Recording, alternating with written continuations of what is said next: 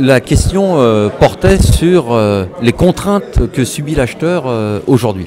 Alors, c'est un milieu qui comporte beaucoup de contraintes, évidemment, comme beaucoup d'autres fonctions de l'entreprise. Finalement, l'acheteur, il n'est pas plus contraint dans ses activités quotidiennes que tous les autres employés de l'entreprise. Donc, d'autre part, la contrainte fait partie de la banalité du métier de l'acheteur. C'est-à-dire que si on avait besoin d'acheteurs sans contrainte, il ne servirait à rien dans l'entreprise. Donc c'est justement pour gérer ça. C'est justement pour gérer ça qu'on a besoin des acheteurs. Les contraintes proviennent de différentes directions. Premièrement, des clients finaux, puisque ce sont les clients finaux qui, la plupart du temps, fixent leurs propres contraintes. Pour acheter à l'entreprise dans laquelle est l'acheteur, eh bien, les clients vont dire moi j'exige telle qualité, j'exige tel délai, j'exige tel prix, etc.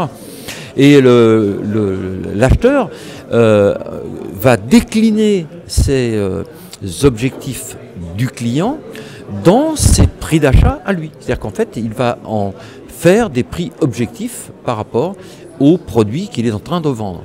Ça suppose bien sûr qu'il connaisse les contraintes de coût des produits donnés. Là, on s'aperçoit que dans beaucoup de cas, l'acheteur a du mal à être connecté à la sphère commerciale suffisamment pour justement disposer de ces contraintes de coût. Et donc, si on veut que l'acheteur apporte une vraie valeur ajoutée dans l'entreprise, on a intérêt à informer au mieux, c'est-à-dire qu'il y a un lien direct entre les commerciaux et le marketing, puisque évidemment le marketing, on pourra en parler tout à l'heure, vont donner des directives et des directions que va suivre l'acheteur. On appelle ça l'alignement, c'est-à-dire que l'entreprise va s'aligner sur les besoins du client.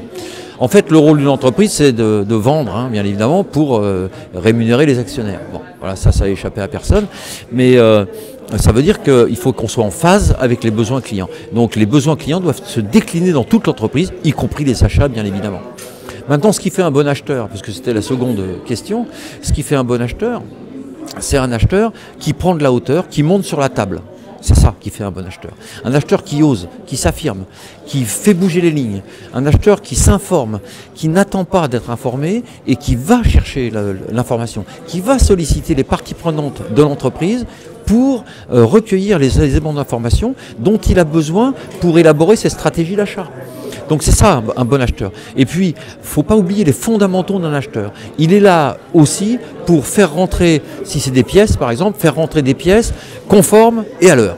Déjà, s'il assure ces deux éléments-là, il sera crédible dans l'entreprise. Si les fournisseurs ne livrent déjà pas à l'heure, ça ne sert à rien qu'ils se tournent vers l'interne. Pour l'instant, il va falloir se tourner vers l'externe et aller soigner le tissu fournisseur. Donc voilà, il y a des fondamentaux. Et puis après, il y a monter sur la table pour apporter le plus de valeur à son entreprise.